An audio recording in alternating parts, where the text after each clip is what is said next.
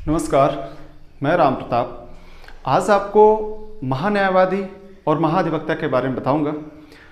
जो हैसियत केंद्र में महान्यायवादी की है, वही हैसियत राज्यों में महाधिवक्ता की होती है। हर राज्य का महाधिवक्ता अलग अलग होते हैं। तो आइए देख लेते हैं।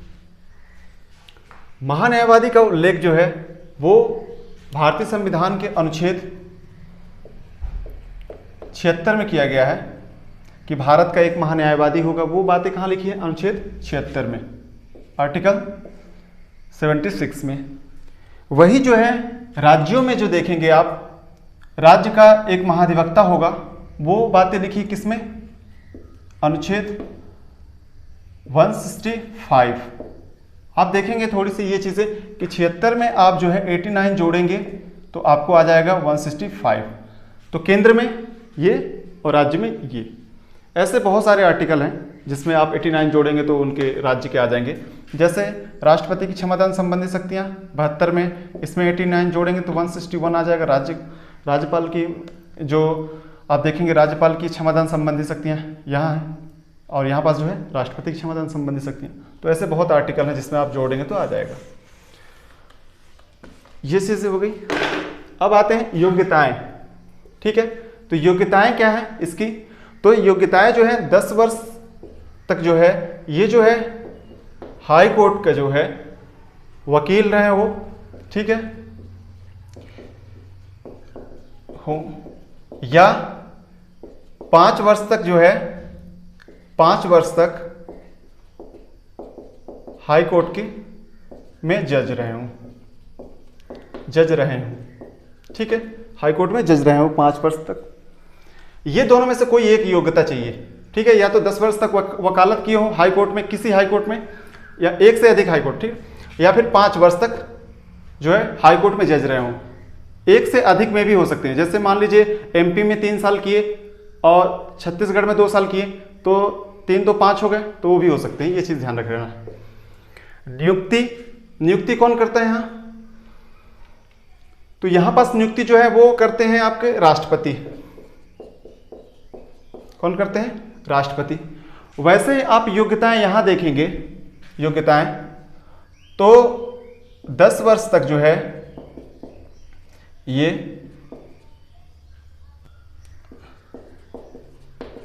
न्यायिक पद पर रहे हों, या 10 वर्ष तक हाई कोर्ट में वकालत किए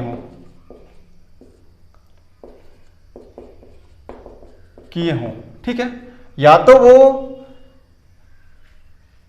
10 वर्ष तक न्यायिक पद पे रहे हों कहीं, या फिर 10 वर्ष तक हाई कोर्ट के वकील, ठीक है। दोनों में से कोई एक। इनकी नियुक्ति राष्ट्रपति करते हैं और इनकी नियुक्ति कौन करते हैं? राज्यपाल। इनको शपथ कौन दिलाते हैं? राष्ट्रपति। इनको शपथ कौन दिलाते हैं? राज्यपाल।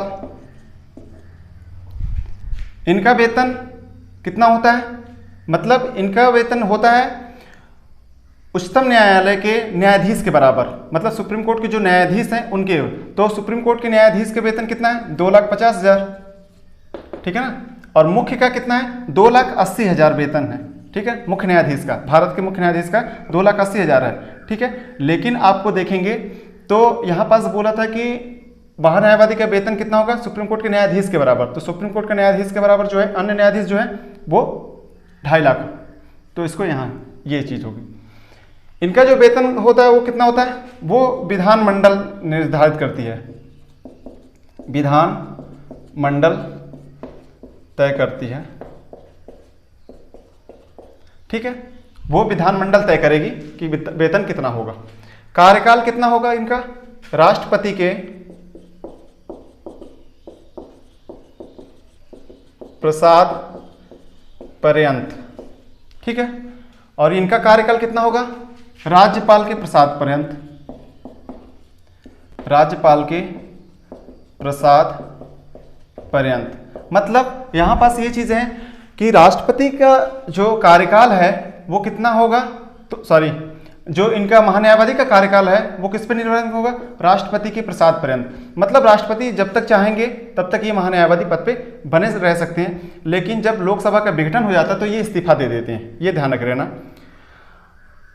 और यहाँ पास देखेंगे राज्यों में तो राज्यपाल के प्रसाद पर्यंत तक महाधिवक्ता रहते हैं। जैसे विधानसभा भंग होती है वो इस्तीफा दे देते हैं, कौन? महाधिवक्ता। या फिर जब तक राज्यपाल चाहेंगे तब तक रह सकते हैं। तो आपको अगर आएगा कार्यकाल कितना होता है तो राष्ट्रपति के प्रसाद पर्यंत बोलना आप। इधर महाधिवक्ता का कार्यकाल कितना होता है तो ऑप्शन में होगा राज्यपाल के प्रसाद पर्यंत, तो इसी को टिक करना है आपको, ठीक है। यहां पास त्यागपत्र, त्यागपत्र किसको देंगे? राष्ट्रपति को।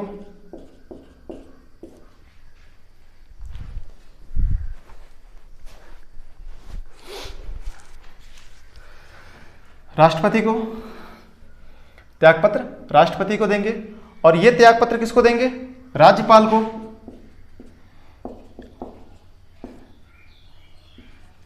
राज्यपाल को, ठीक है। पदच्युति मतलब पद से कौन हटाएगा इनको? तो राष्ट्रपति। यहां मतलब महाधिवक्ता को, सॉरी महान्यायवादी को जो है पद से अलग कौन करेगा? राष्ट्रपति। यहां पास कौन करेगा? राज्यपाल, ठीक है। यहां पास इनको महाधिवक्ता को पद से अलग कौन करेगा? राज्यपाल। इनका कार्य एक जो है ये तो भारत के प्रथम विधिक अधिकारी होते हैं, अधिकारी। दूसरा ये केंद्र सरकार का पक्ष रखते हैं। तीसरा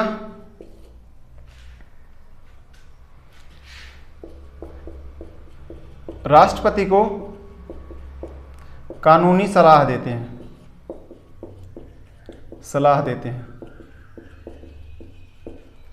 ठीक है। वही चीजें यहां पास जो है आप देखेंगे, ये राज्य का प्रथम विधिक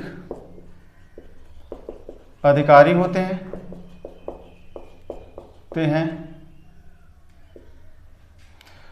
दूसरा यहां पास लिखा है ये जो है राज्य सरकार का पक्ष रखते हैं, मतलब कोर्ट में पक्ष रखेंगे ये। और तीसरी बात जो है ये जो है राज्यपाल के कानूनी सलाह, पाल को कानूनी सलाह देते हैं। तो ये रहा पूरी चीजें इनसे। ये इधर जो है महान्यायवादी, इधर महाधिवक्ता। एक बात और लिखी है यहां पास, आप चाहें तो इसको स्क्रीनशॉट ले सकते हैं। यहां पास आपको 88 में, अनुच्छेद 88 में एक बात लिखी है कि जो महान्यायवादी हैं वो संसद की कार्यवाही में भाग ले सकते हैं, लेकिन वो वोटिंग नहीं कर सकते।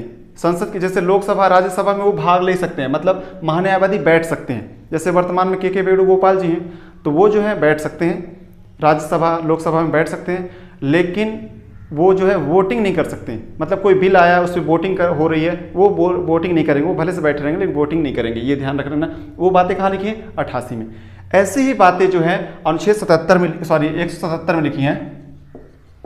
अनुच्छेद 177 में कि जो राज्य का महाधिवक्ता है वो जो है विधानमंडल में बैठ सकता है, लेकिन जो है वो उनमें वोटिंग नहीं कर सकता।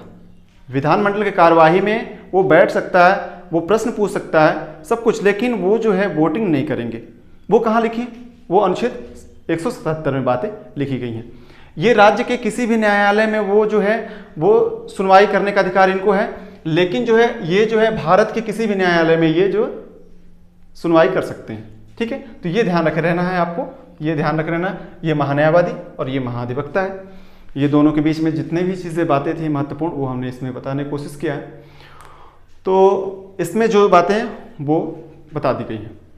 और जो इस चैनल पर नए हैं तो प्लीज़ इस चैनल को सब्सक्राइब कर लें, बेल आइकन है उसे प्रेस कर दीजिएगा ताकि नेक्स्ट वीडियो जब भी अपलोड की जाए तो नोटिफिकेशन आपके पास पहुंच जाए। और हो सके तो ज़्यादा से ज़्यादा इस वीडियो को शेयर करिए। इस वीडियो में सिर्फ इतना ही। धन्यवाद।